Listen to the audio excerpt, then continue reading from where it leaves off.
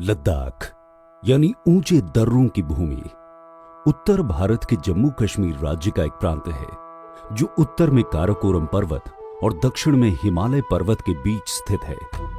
इसके उत्तर में चीन तथा पूर्व में तिब्बत की सीमाएं हैं। सीमावर्ती स्थिति के कारण सामरिक दृष्टि से इसका बड़ा महत्व है। सिंधु यहाँ की मुख्य नदी है जिसे लद्दाख की जीवन रेखा कहा जाता है। लद्दाख की राजधानी लेह है। यहाँ का रहन सहन तिब्बत एवं नेपाल से प्रभावित है। लद्दाख की सबसे आकर्षक विशेषता यहाँ के बौद्ध मठ हैं जो गांवों के आसपास अलग अलग पहाड़ी पर स्थित हैं।